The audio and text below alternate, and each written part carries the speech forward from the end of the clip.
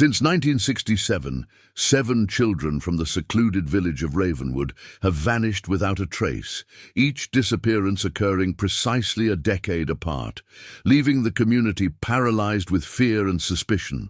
But when retired Army Sergeant Michael Hawkins returns to his hometown after 40 years away, he stumbles upon a hidden stone wall deep in the surrounding forest, with the names of all the missing children etched into its surface, including one that hasn't disappeared yet. The autumn rain fell steadily over Ravenwood, droplets tapping against the windshield of Michael Hawkins' weathered pickup truck as he navigated the winding road leading into the village. Tall pines flanked either side, creating a natural tunnel that seemed to swallow the vehicle as it progressed deeper into the densely wooded valley. It had been 40 years since Michael had driven this road, 40 years since he'd fled this place at 18, enlisting in the army the day after his high school graduation, determined never to look back. Now, at 58, with grey peppered throughout his closely cropped dark hair and the permanent creases of someone who had seen too much etched around his eyes, Michael was finally returning. Not by choice, but by necessity. His Aunt Elaine, his only remaining relative, had passed away, leaving him her cottage and the responsibility of settling her affairs. A task he had hoped would take no more than a week. Get in, sort through her belongings, sign whatever papers needed signing, then leave this place and its memories behind once more. As the truck rounded the final bend, Ravenwood came into view.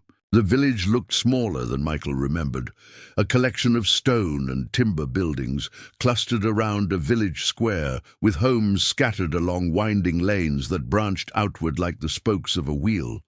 The place seemed frozen. In time, virtually unchanged since his childhood. The old clock tower still dominated the square, its face slightly askew, as it had been for as long as anyone could remember.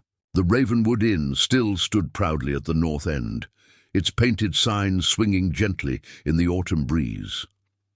Michael slowed the truck, acutely aware of the eyes following his progress through the village.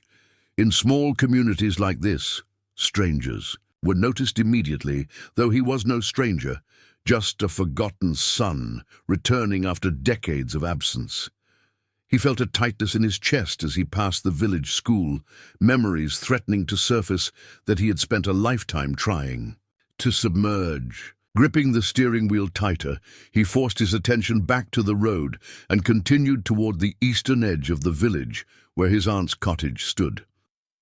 The gravel driveway crunched beneath the truck's tires as Michael pulled up in front of the small stone cottage. It was just as he remembered. The slate roof with its small chimney, the climbing roses now withered with the approach of winter, the blue-painted door that had always seemed so welcoming in his youth. This had been his sanctuary once, the place he would run to when his father's temper flared or when the whispers about his mother's abandonment became too much to bear.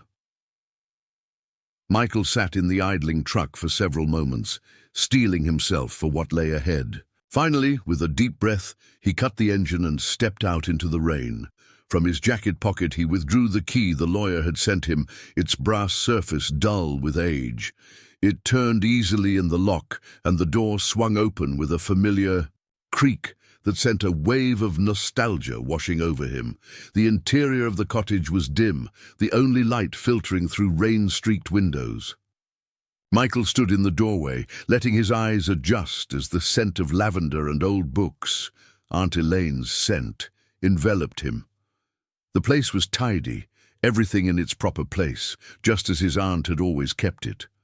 A testament to her methodical nature, even in her final days. Michael moved through the cottage, flipping on lights as he went. The main room was cozy, with a stone fireplace dominating one wall and bookshelves lining another. A worn leather armchair sat beside the fireplace, a small table next to it holding a teacup, as if Elaine had just stepped away momentarily. On the mantelpiece stood framed photographs, one of Elaine in her youth, another of Michael's mother, and several of Michael himself at various ages, the most recent being his army portrait from decades ago.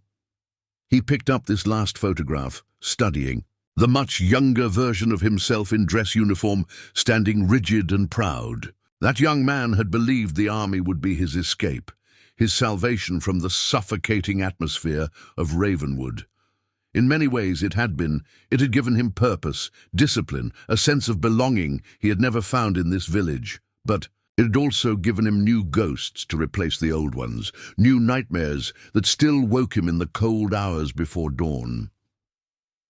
Setting the photograph down, Michael moved to the kitchen. On the refrigerator door, held by magnets, were several notes. Written in Elaine's neat handwriting, reminders for appointments she would never keep, a shopping list for groceries she would never buy. A calendar hung on the wall, open to October, with the 17th circled in red. Today's date. Beneath it, written in the same precise script, the Remembrance. Michael frowned, the phrase stirring something in his memory. The Remembrance, an annual ceremony held in the village square to honor the missing children, 7 in total now, if his calculations were correct. 1 every decade, beginning in 1967 with Jamie Sullivan, a boy from Michael's own class who had vanished without a trace. 2 days after his 10th birthday.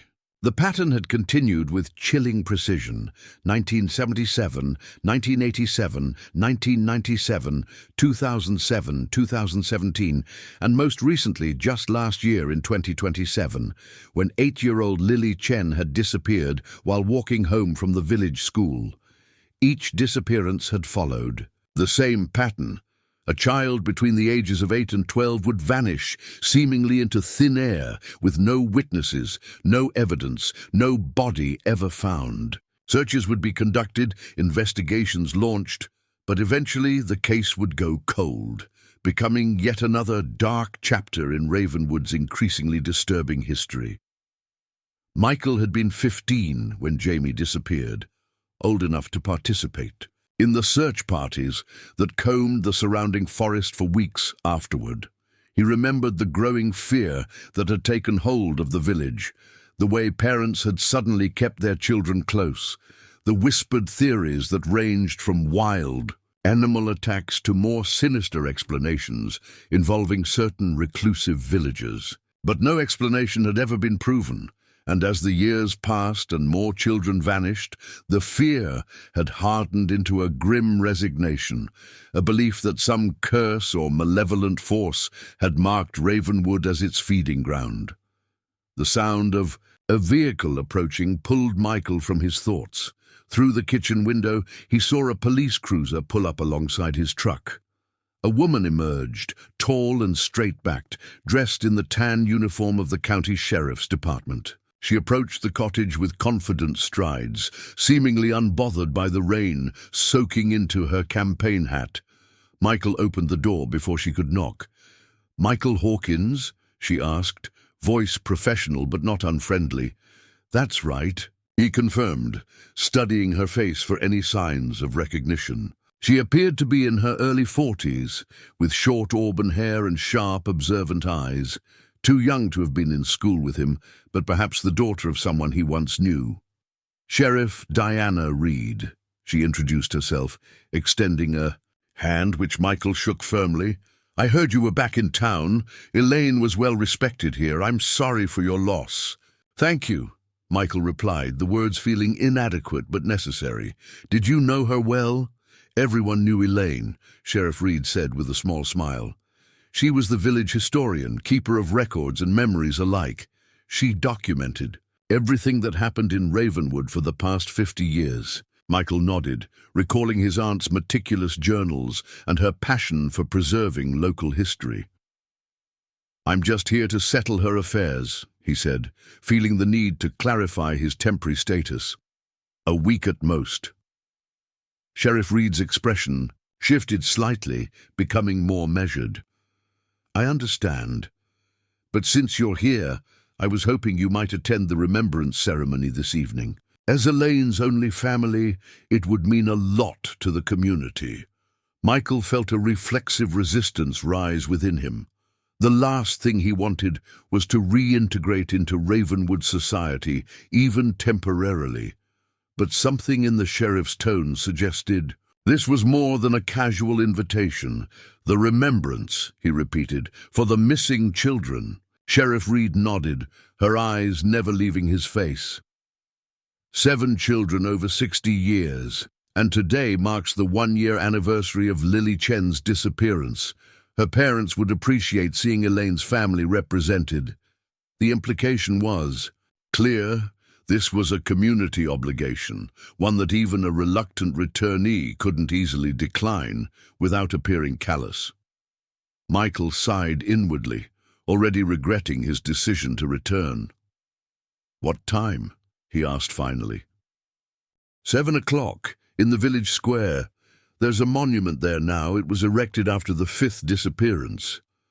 Michael hadn't noticed any monument during his drive through the village, but then he had been deliberately avoiding looking, too closely at his surroundings, afraid of what memories might be triggered.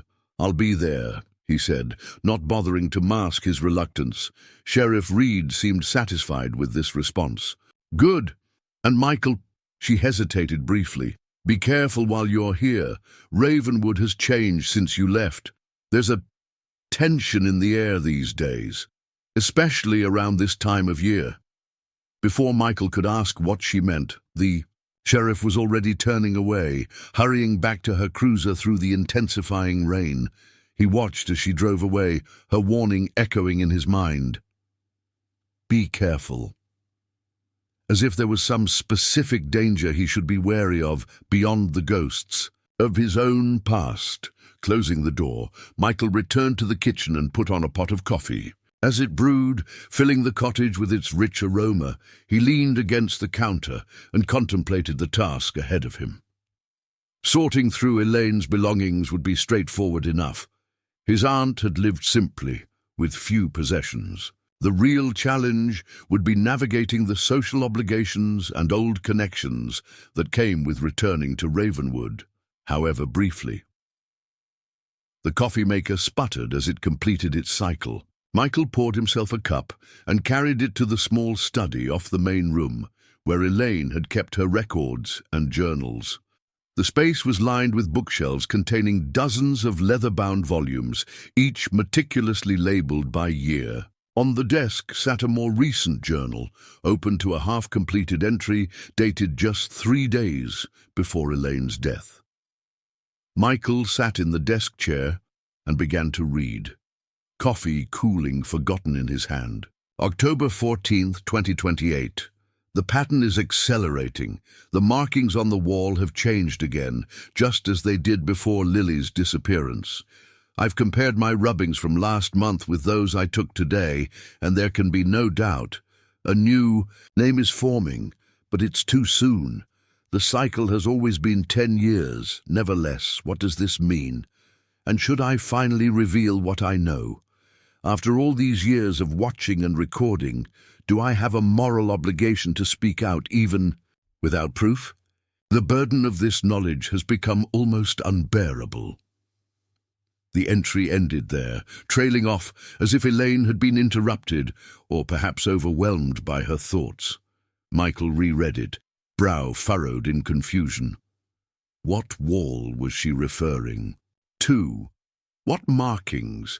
And most disturbing of all, what did she mean by a new name forming? Setting down his coffee, Michael began systematically searching the study, looking for any clues that might explain Elaine's cryptic entry. He rifled through desk drawers, examined the most recent journals, and scanned the bookshelves for anything that seemed out of place. After nearly an hour of searching, he found a small leather case tucked behind a row of journals from the 1990s. Inside the case were several sheets of thin paper, each bearing what appeared to be stone rubbings, the kind archaeologists took from ancient monuments or tombstones. The rubbings showed what looked like names carved into stone, along with dates. With growing unease, Michael recognized the names of the missing children, the most recent being Lily Chen, with the date October. 17-20-27, but it was the final rubbing that sent a chill down his spine. Unlike the others, this name wasn't fully formed. Parts of the letters were missing or faint, as if they were still in the process of being carved. But enough was visible to make out most of a name. Zay H. Will On, with a partial date that appeared to be sometime in 2028, the current year. Michael's hands trembled slightly as he set the rubbings aside. If he was interpreting this correctly, Elaine had discovered some sort of wall or monument that predicted the names of children who would vanish. And according to her journal entry, a new name was forming now, breaking the decade-long pattern that had held for 60 years. The implications were staggering. Either Elaine had lost her grip on reality in her final days, or she had stumbled upon something inexplicable, something that went beyond coincidence or superstition. And if the latter was true, then a child named something like Zach Wilson was in imminent danger. Michael checked his watch. It was nearly 6:30 p.m. The Remembrance ceremony would be starting soon. If he was going to get answers, that would be the place to start.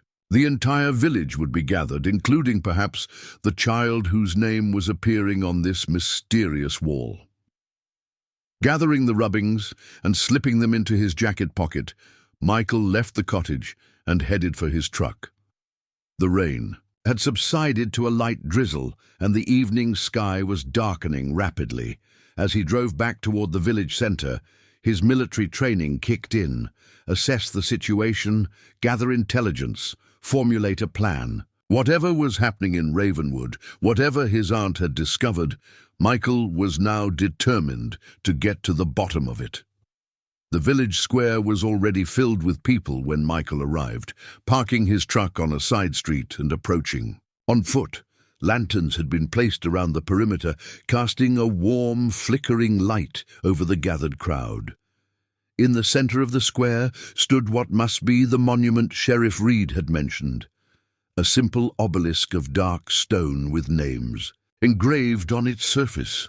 Michael hung back at the edge of the crowd, observing. Many faces seemed vaguely familiar, aged versions of the people he had known in his youth. They spoke in hushed tones, clustered in small groups, occasionally glancing toward a section near the monument where 7 families stood slightly apart. The families of the missing children, Michael realized, including, presumably, Lily Chen's parents, who stood closest to the monument, their faces masks of grief that even a year had not diminished. Sheriff Reed stood near the monument as well, conferring quietly with an elderly man who Michael recognized with a jolt as Harold Wilson, his former high school principal. Both looked up as Michael approached, their conversations ceasing abruptly. "Mr. Hawkins," Principal Wilson greeted him, his voice raspier than Michael remembered, but still carrying the authoritative tone that had intimidated generations of Ravenwood students. "It's been a long time.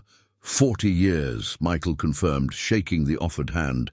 "I'm sorry to hear about your wife. Sheriff Reed mentioned she passed last winter." Wilson nodded curtly, a flash of pain crossing his weathered features. "Margaret always said you'd come back someday. She had a sense about these things." Before Michael could respond, a hush fell over the gathering as a young woman stepped forward to stand before the monument. She was perhaps in her mid-30s, with dark hair pulled back severely from a pale face marked by deep sorrow. "That's Mayor Chen," Sheriff Reed murmured to Michael. "Lily's mother." The realization struck Michael hard. The mother of the most recently vanished child now led the village, a cruel irony that spoke volumes about how deeply the disappearances had affected Ravenwood's social fabric. Mayor Chen raised her hands, and the already quiet crowd fell completely silent. "Friends, neighbors, family," she began, her voice steady despite the evident pain behind her words. "We gather tonight, as we have for decades, to remember those taken from us, to speak their names aloud so they are never forgotten, to remind ourselves that though we have no answers, we have each other." One by one, she read the names engraved on the monument, pausing after each while a family member stepped forward to place a small lantern at the base of the obelisk. Jamie Sullivan, 1967. Emily Parker, 1977, Daniel Crawford, 1987, Sophia Martinez, 1997, Noah Thompson, 2007, Ethan Roberts, 2017, and, her voice finally broke, my daughter, Lily Chen, 2027. As Mayor Chen placed the final lantern, a soft, mournful melody began to play, a lone violinist standing to one side of the gathering. The tune was hauntingly familiar to Michael. A folk song his mother used to hum when he was very young, before she left Ravenwood, and him behind forever. While the village stood in respectful silence, Michael scanned the crowd, searching for anyone who might match the partial name from Elaine's rubbing. His gaze fell on a boy standing near Harold Wilson, a child of about 9 with solemn eyes and sandy hair. Michael edged closer, trying to appear casual as he sought to overhear any mention of the boy's name. His opportunity came as the ceremony concluded and people began to disperse. Principal Wilson placed a hand on the boy's shoulder, saying, "Come along, Zachary. It's getting late, and you have school tomorrow." Michael felt the blood drain from his face. Zachary Wilson, his former principal's grandson, matching the partial name Zaish Willon from Elaine's mysterious wall rubbing. According to everything Michael had discovered today, this boy was next in line to vanish, breaking the decade-long pattern that had held for 60 years. Michael observed the interaction between Principal Wilson and his grandson Zachary with rising alarm. The boy seemed small for his age, with a solemn demeanor that spoke of a childhood overshadowed by the village's dark history. As the pair turned to leave, Michael made a split-second decision. He needed more information, and Wilson, as a long-standing member of the community, might have insights that could help piece together what Elaine had discovered. "Principal Wilson," Michael called, stepping forward.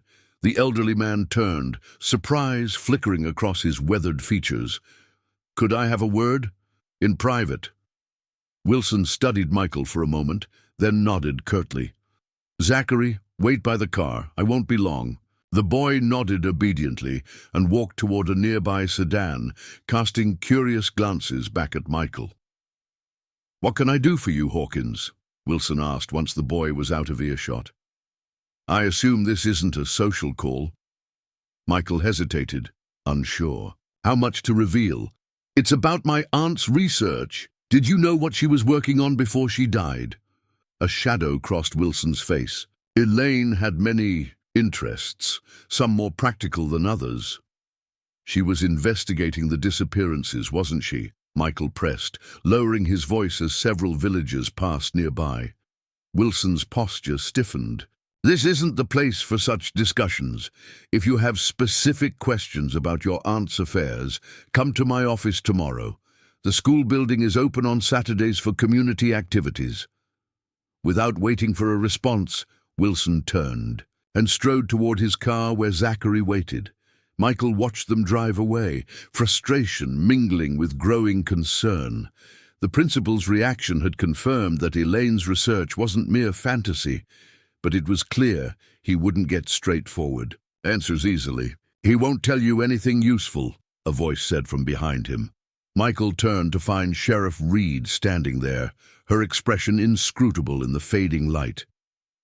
"Harold Wilson has been on the town council for 40 years. He's mastered the art of saying nothing while appearing forthcoming." "And you?" Michael asked, studying her carefully. "Do you also specialize in misdirection, Sheriff?" A flicker of something, amusement perhaps, or appreciation for his directness, crossed her face. "I specialize in keeping order in a community, perpetually on the edge of panic. Every 10 years, like clockwork, a child disappears. Parents become hypervigilant, neighbor suspects neighbor, and old superstitions resurface. My job is to prevent that fear from turning destructive." Even if it means suppressing information that might help solve the cases. Reed frowned. What exactly are you implying, Mr. Hawkins?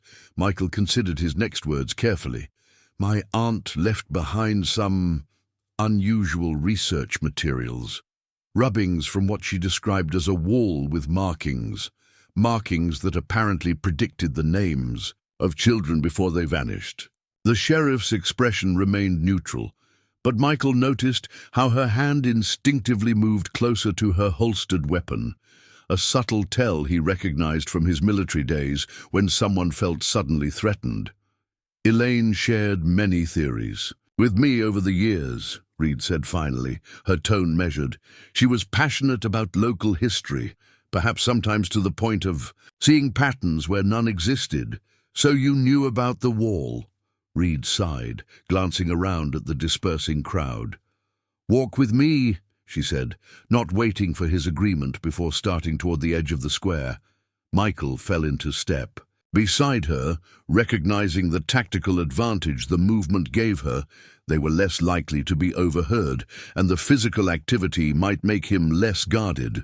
Your aunt was a brilliant woman, Reed began as they walked down a lamplit side street. But after decades documenting Ravenwood's tragedies, I think the weight of it affected her. She became obsessed with finding connections, explanations, anything to make sense of the senseless. You're suggesting she invented this wall and its markings? Michael asked skeptically. Reed shook her head. The wall exists. It's an old structure deep in the Blackthorn Woods, about 3 miles northwest of the village, remnants of a boundary marker from colonial times, according to historians. Local children have carved names and messages into it for generations. It's something of a rite of passage. And the names of the missing children just happened to appear on it before they vanished. Michael's tone made it clear he wasn't buying this explanation. They had reached the sheriff's office, a small brick building at the edge of the village center. Reed unlocked the door and gestured for Michael to enter. Inside, the office was Spartan but organized. A front desk, 2 holding cells currently empty, and what appeared to be Reed's private office behind a glass partition. She led him to this back room and closed the door. What I'm about to tell you doesn't leave this room, she said, her voice dropping. Not because I'm part of some village conspiracy, but because panic is the last thing Ravenwood needs right now. She unlocked a cabinet and withdrew a thick file folder. This contains every police report, witness statement, and piece of evidence related to the disappearances, going back to Jamie Sullivan in '67. Michael raised an eyebrow. You keep 60-year-old case files in your office cabinet? These are copies. The originals are at the county records office. I've been reviewing them since I took this job 8 years ago, looking for patterns, connections, anything that might help prevent another child from vanishing. She opened the folder and removed several photographs, laying them on her desk. They showed what appeared to be the wall his aunt had mentioned, a weathered stone structure partially reclaimed by the forest, covered in carvings of varying ages and styles. These were taken in 1997 after Sophia Martinez disappeared, Reed explained. The investigating officer documented the wall after a local historian, not your aunt, claimed to have seen Sophia's name appear there a week before she vanished. Michael leaned closer, examining the images. Among the jumble of carvings, he could indeed make out Sophia Martinez, etched more deeply than the surrounding marks. The official conclusion was that someone carved her name after she went missing, Reed continued. A sick prank or perhaps a misguided memorial. The case went cold, like all the others. But you don't believe that, Michael stated, recognizing the doubt in her voice. Reed's eyes met his. What I believe doesn't matter. What matters is that after Ethan Roberts disappeared in 2017, I ordered a discreet surveillance operation on that wall. Motion-activated cameras, regular patrols. If someone was carving names as some twisted warning or threat, I wanted to catch them. And did you? She shook her head. No one approached the wall except for occasional teenage hikers. Yet when Lily Chen's name appeared last year, the footage showed nothing. No evidence of tampering. No unexplained presence. Her name simply materialized over the course of several days. Michael felt a chill run down his spine. You're saying the names appear by themselves? That's impossible. I'm a law enforcement officer, Mr. Hawkins. I deal in evidence and facts, not supernatural explanations. She gathered the photos and returned them to the file. But I can't explain what's happening, and neither could your aunt, despite years of trying. And now another name is forming, Michael said quietly. Zachary Wilson. Reed's head snapped up. What did you say? Michael withdrew the rubbings from his pocket and spread them on the desk. Elaine's final journal entry mentioned a new name forming too soon, breaking the 10-year cycle.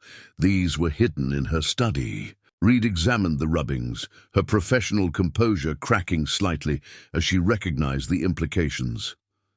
This can't be right. The pattern has been consistent for 60 years. One child every decade. Patterns change, Michael said grimly. And if these markings truly predict who's next, then Harold Wilson's grandson is in danger right now. Reed reached for her phone.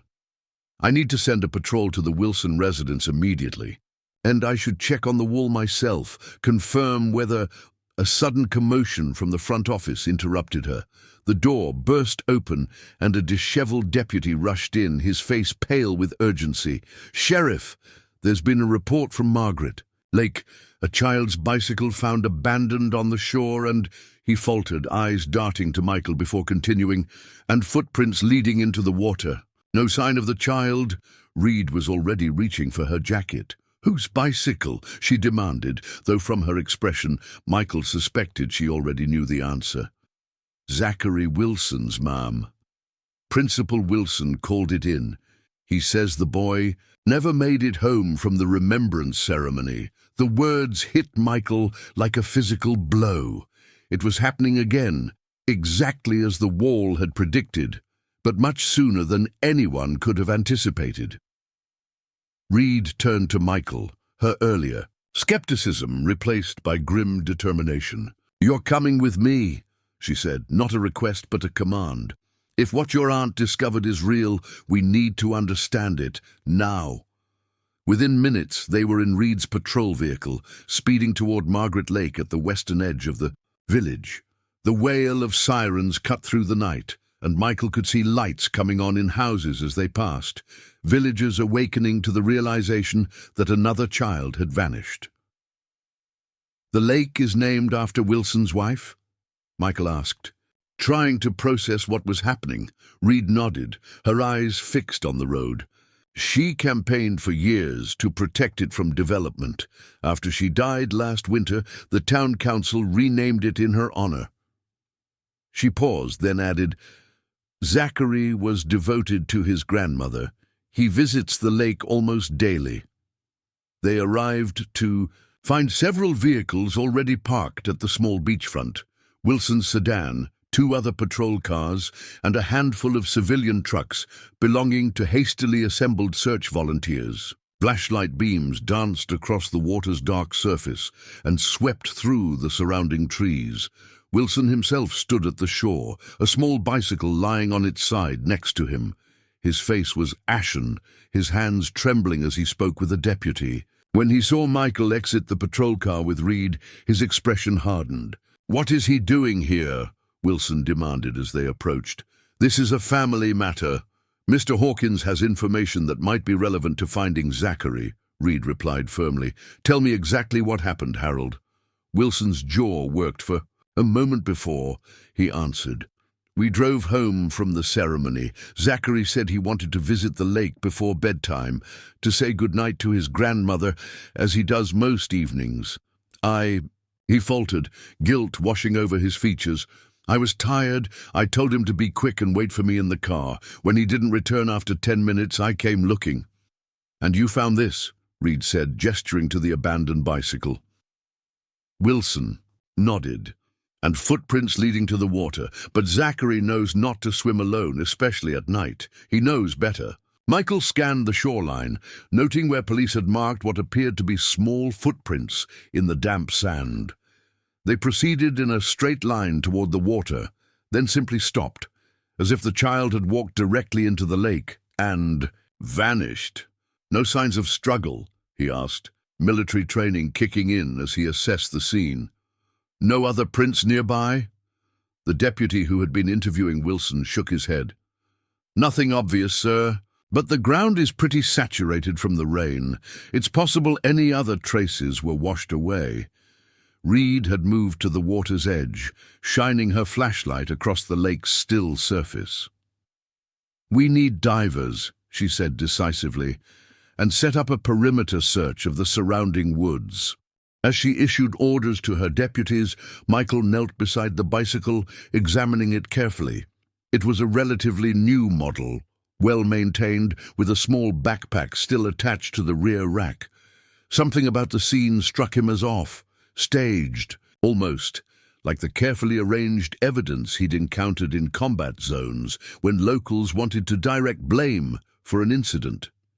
He opened the backpack, finding only a small notebook, a flashlight, and a half-eaten candy bar. The notebook contained childish drawings of the lake, trees, and what appeared to be a woman's figure standing among them.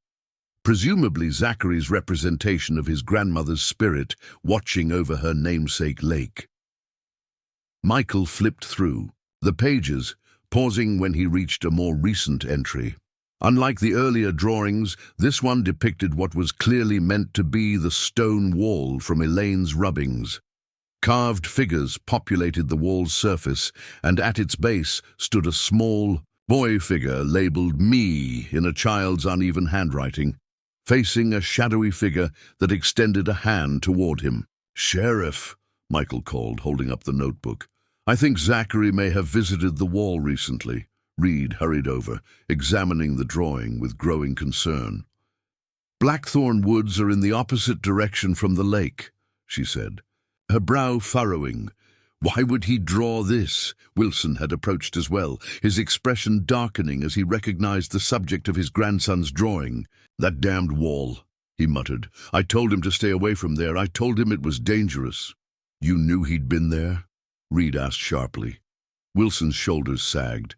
"I caught him sneaking back from the woods last week. He said he just wanted to see the place where kids carve their names, said some classmates had been talking about it." His voice broke slightly. "I forbade him from returning. I thought that was the end of it." Michael studied the drawing more carefully, focusing on the shadowy figure reaching for the boy. Did Zachary mention seeing anyone at the wall or hearing anything unusual? Wilson shook his head, but something in his expression suggested he was holding back.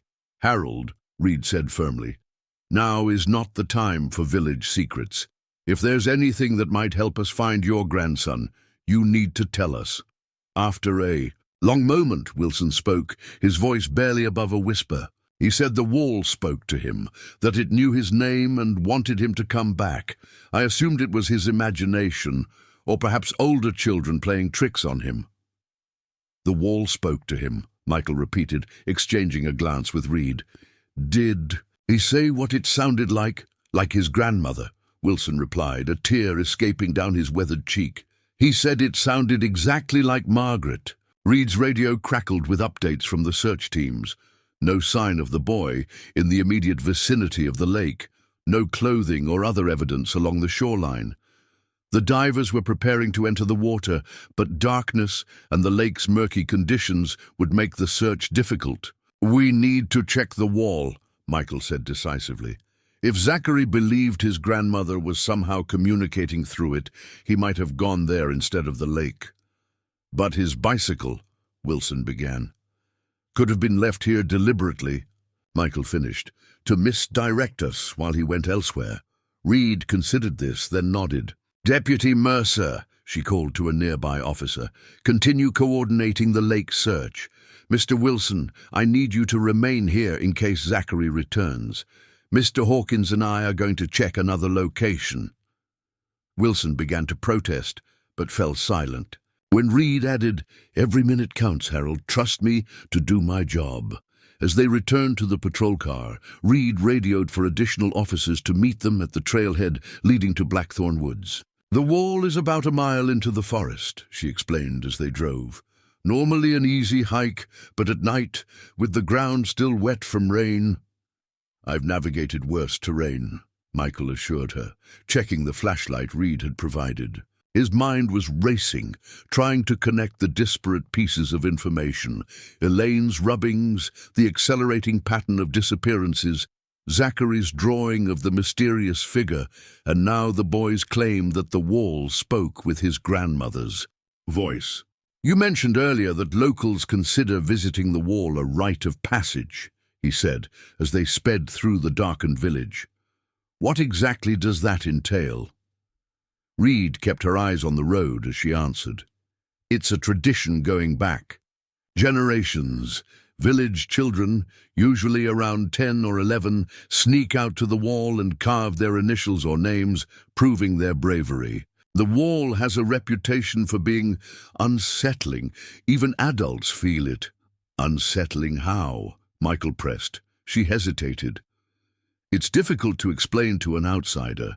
The area around the wall is unusually quiet. No birds, no small animals. The temperature drops noticeably as you approach. Most people experience a sense of being watched or followed." She glanced at him briefly. "Your aunt called it a thin place in her writings, a spot where the boundary between worlds is more permeable." "You've read her research?" Reed nodded. "Elaine shared much of it with me over the years. She trusted me, I think, because I didn't immediately dismiss her theories as the ravings of an eccentric old woman."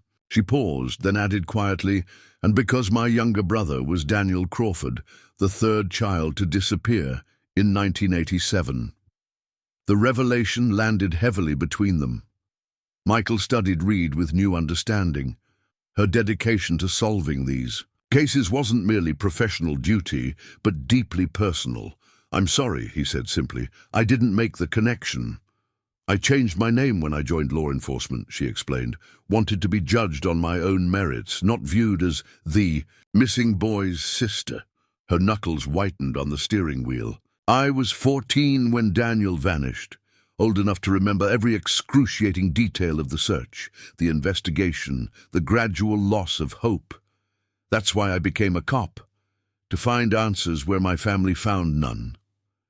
They had reached the trailhead, marked by a weathered sign warning hikers about unstable terrain and advising them not to venture off the marked paths. 2 other patrol cars were already parked there, officers checking their equipment by the vehicle's headlights.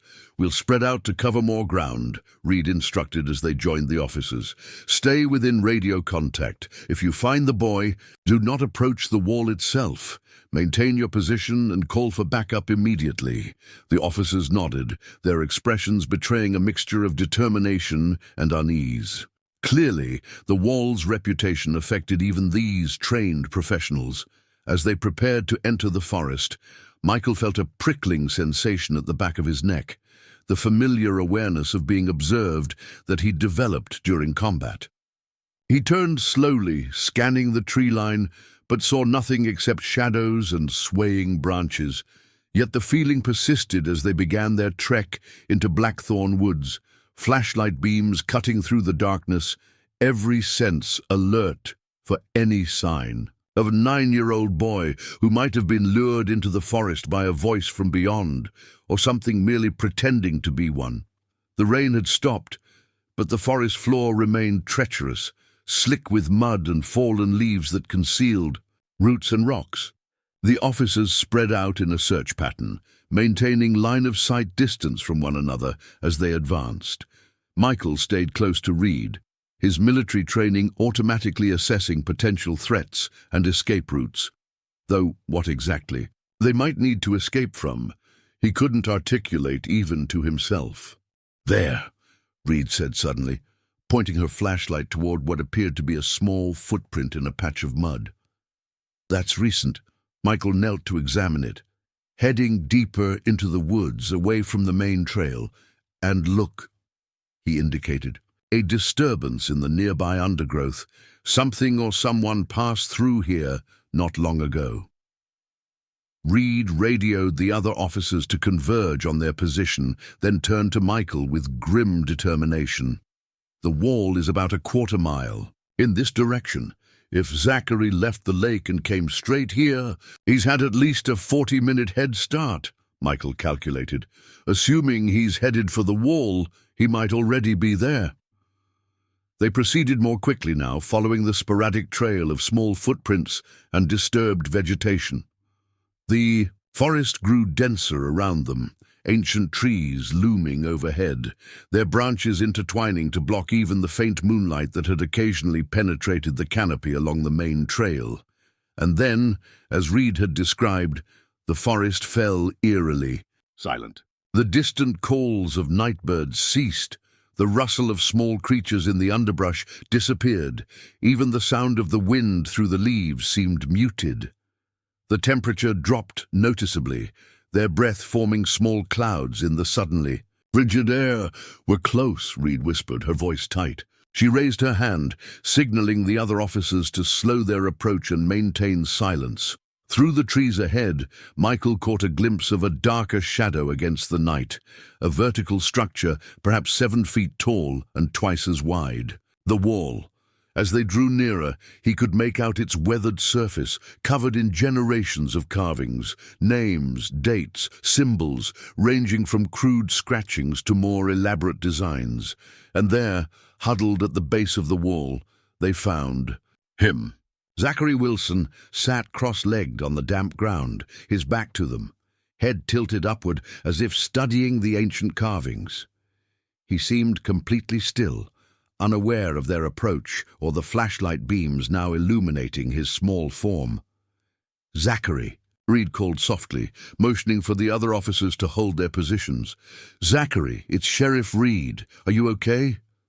The boy didn't respond or turn. Michael watched him carefully, noting the unnatural stillness of his posture. Something was wrong. Even in the dim light, he could see that Zachary's clothes were dry. Impossible if he'd been at the lake, as his grandfather claimed. "I don't like this," Michael murmured to Reed. "He should have reacted to our lights or voices." Reed nodded, then stepped forward cautiously. "Zachary," she tried again, "your grandfather is very worried about you. We need to take you home now."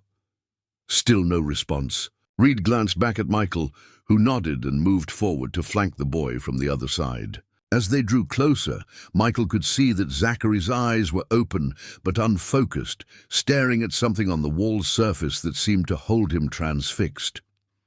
Following the boy's gaze, Michael saw a section of the wall where the stone appeared. Different, darker, almost fluid compared to the surrounding rock. Within this darker patch, lines were forming, etching themselves into the surface without any visible tool or hand guiding them. "Reed," he whispered, pointing. "Look." The sheriff's flashlight beam focused on the anomaly.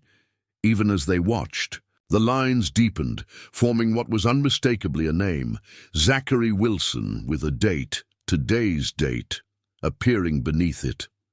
"My God," Reed breathed, her composure finally cracking. "It's happening right in front of us." Michael knelt beside the boy, careful not to touch him yet.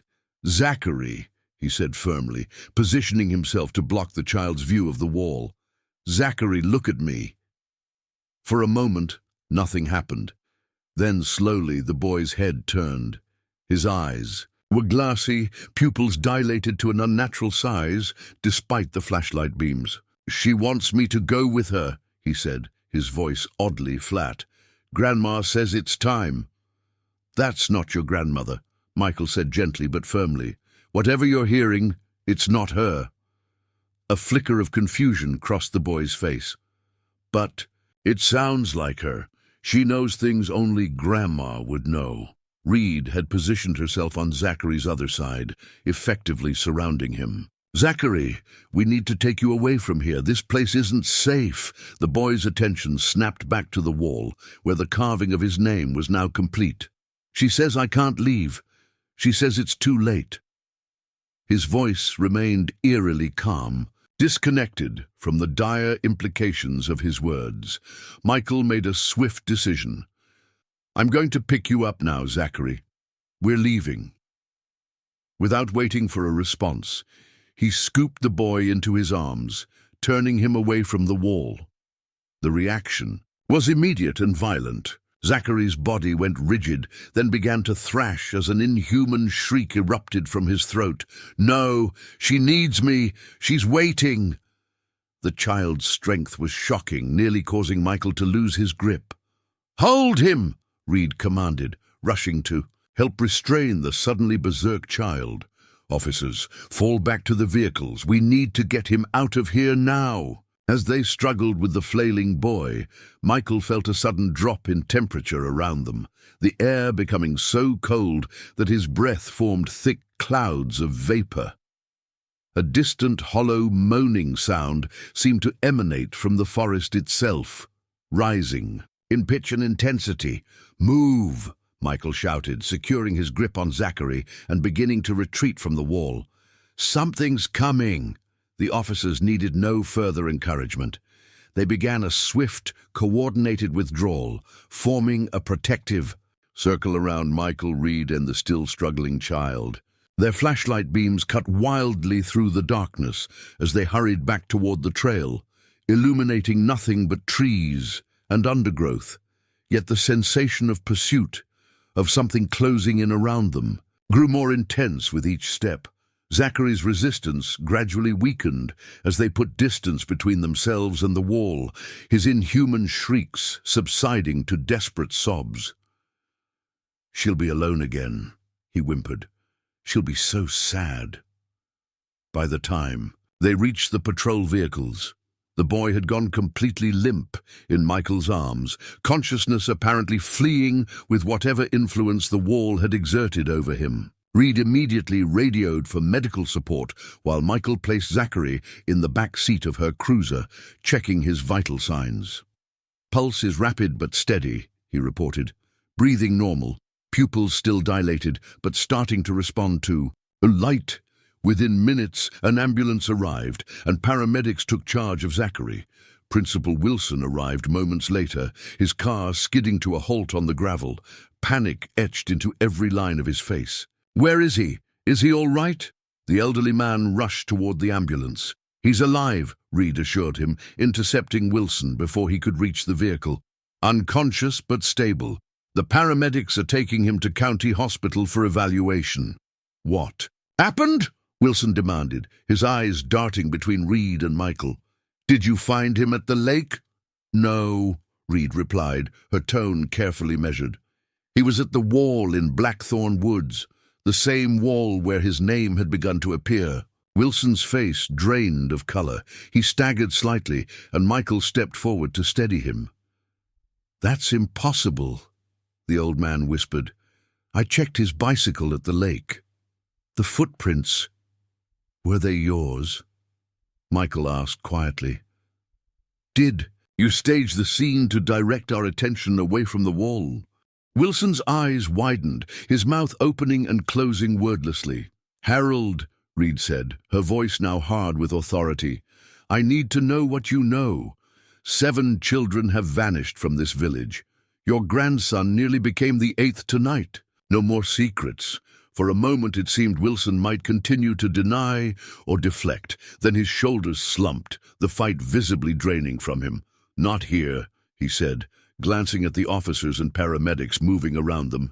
"Meet me at my house in 1 hour. I'll tell you everything I know." Without waiting for a response, he turned and hurried to his car, heading in the direction the ambulance had taken with his grandson. The next hour passed in a blur of activity. Reed coordinated the cordoning off of Blackthorn Woods while checking with the hospital on Zachary's condition. The boy remained unconscious but stable, with doctors reporting no obvious physical injuries, just extremely elevated stress hormones and unusual brain activity similar to a deep trance state. At precisely 1 hour after their encounter at the trailhead, Michael and Reed arrived at Principal Wilson's house, a stately Victorian at the north end of the village. The lights were on, and Wilson himself opened the door before they could knock, ushering them inside with the haggard look of a man who had aged years in a single night. "I've prepared some materials," he said, leading them to a study lined with bookshelves and academic certificates. On a large desk lay several folders, an old leather-bound book, and what appeared to be a map of the region marked with various notations.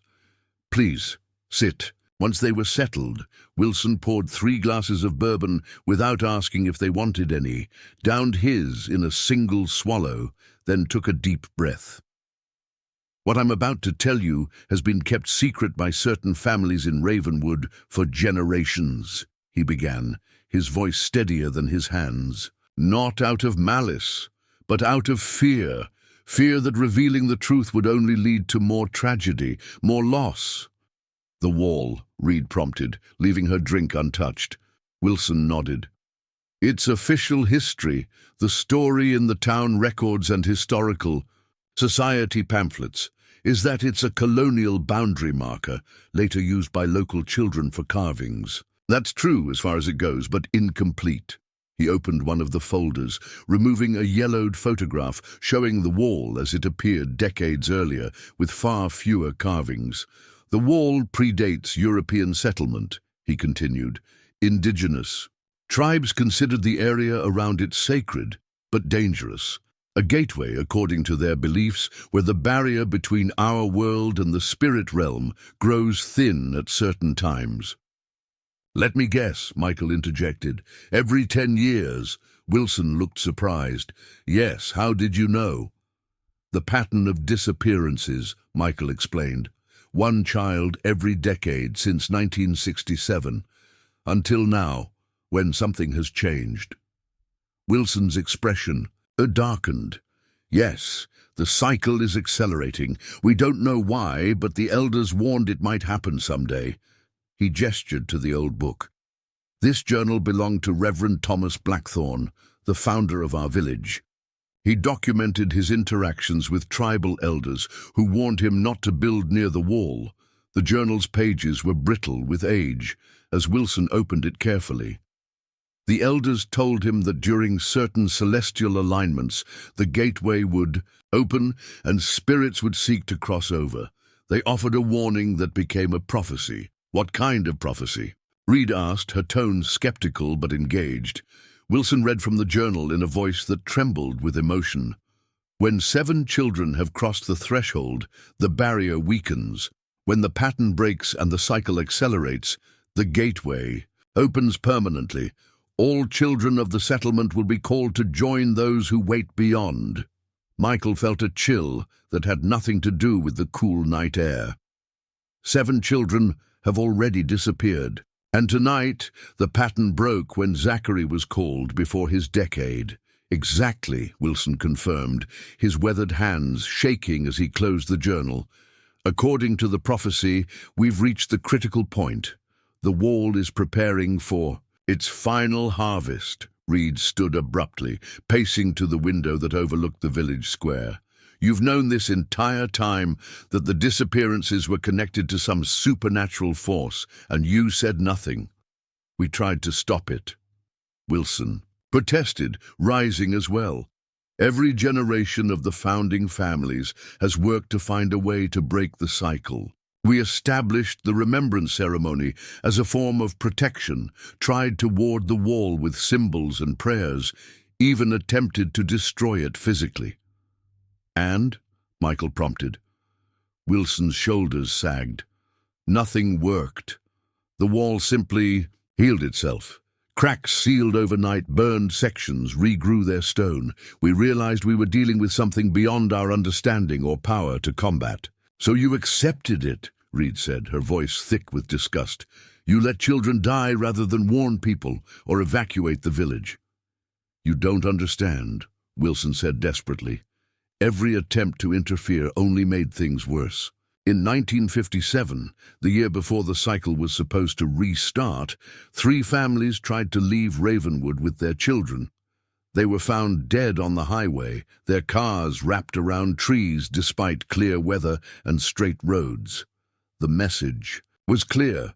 The wall would have its due one way or another. Michael absorbed this, his military mind automatically strategizing. What about outside intervention?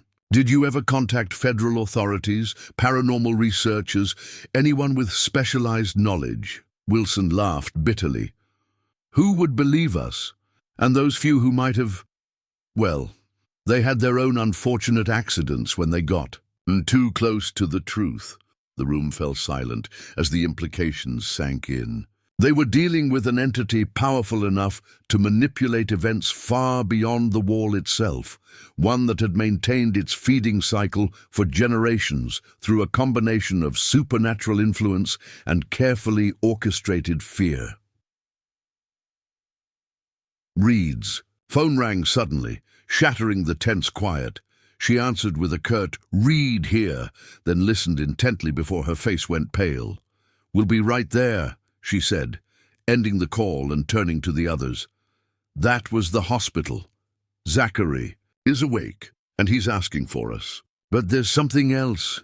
The medical staff reported that his room temperature has been dropping steadily, despite the heating system working perfectly." Wilson grabbed his coat without hesitation.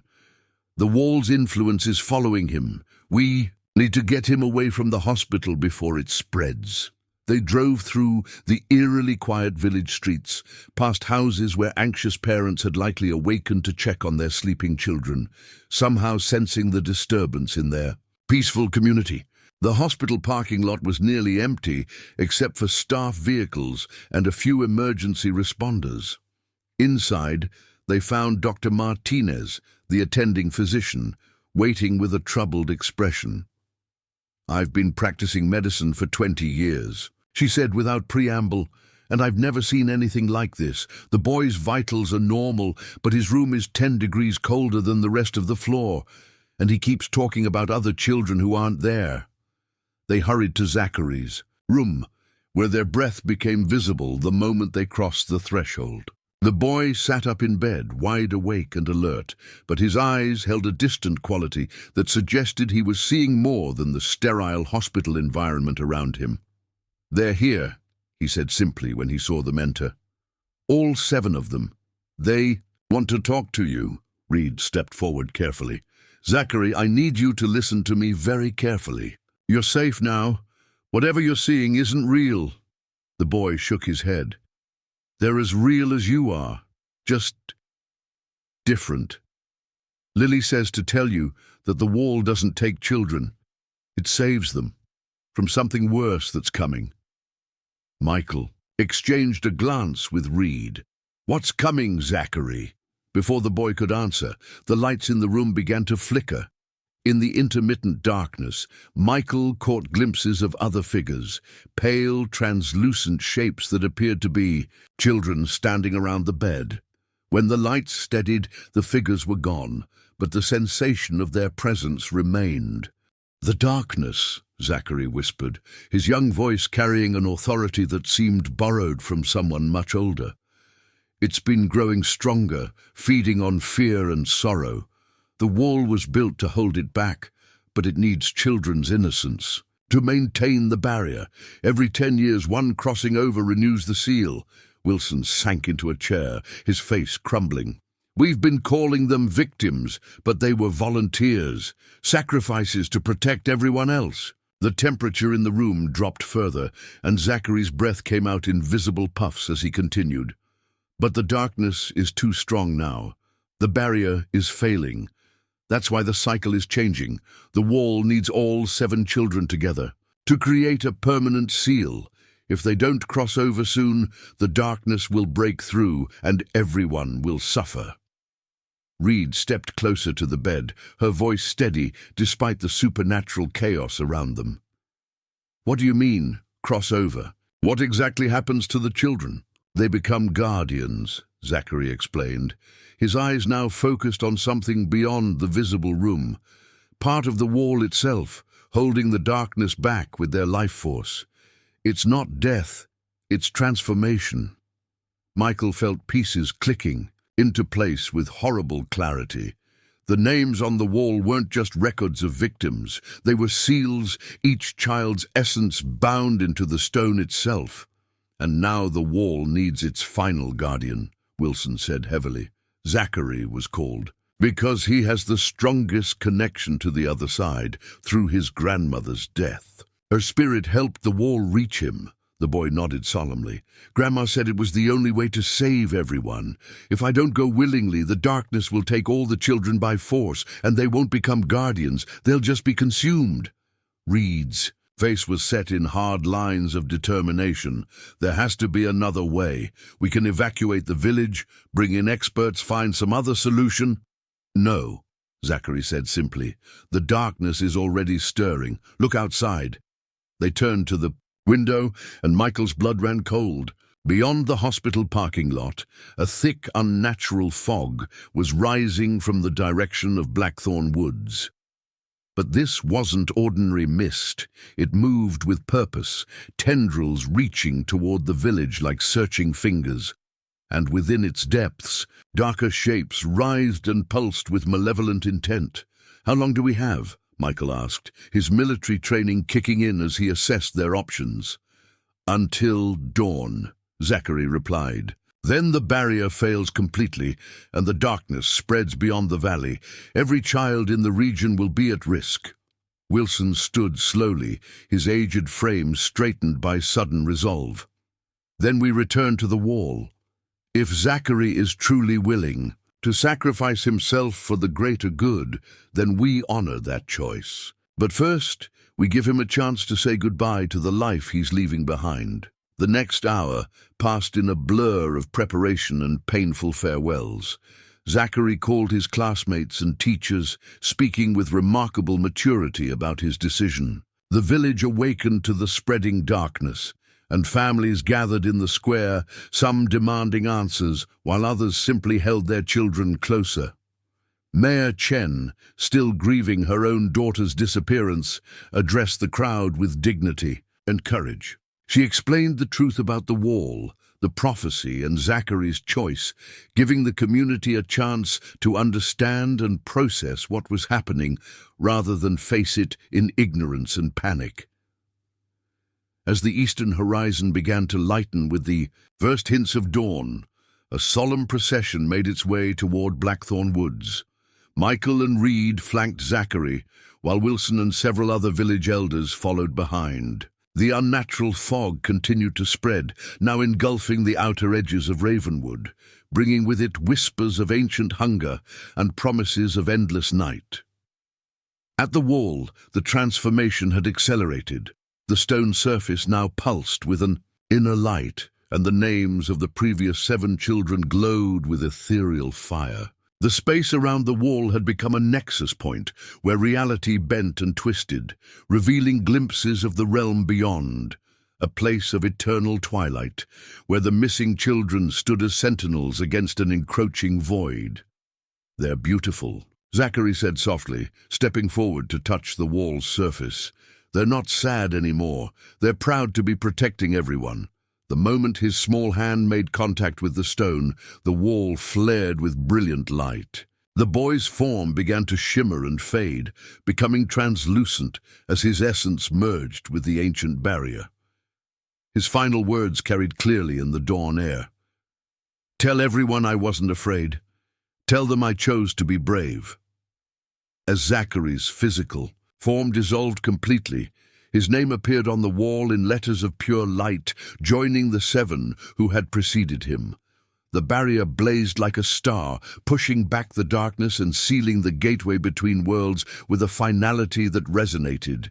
Through both realms, the unnatural fog began to retreat, drawing back into the depths of the forest until it disappeared entirely. The oppressive weight that had hung over Ravenwood for generations lifted, replaced by a sense of peace and protection that would endure for centuries to come.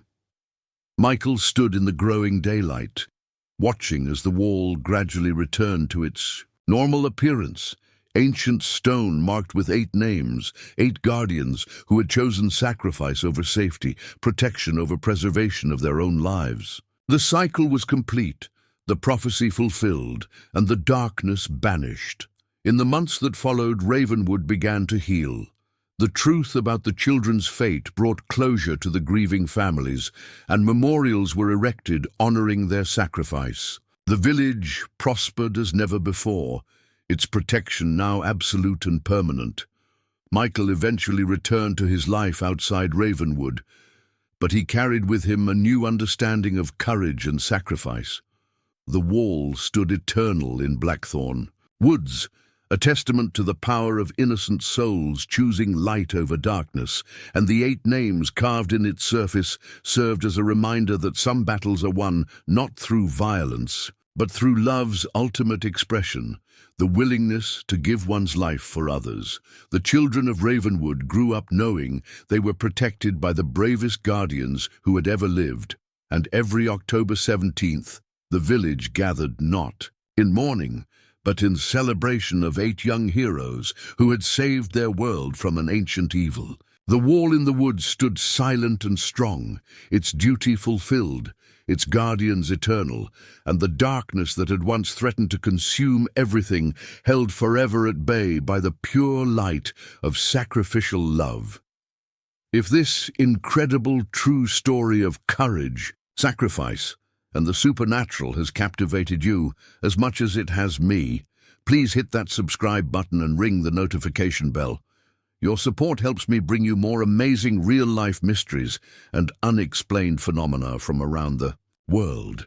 Share this story with friends who love tales of the paranormal, and let me know in the comments below if you've ever experienced anything similar in your own hometown. Until next time, keep questioning the unexplained.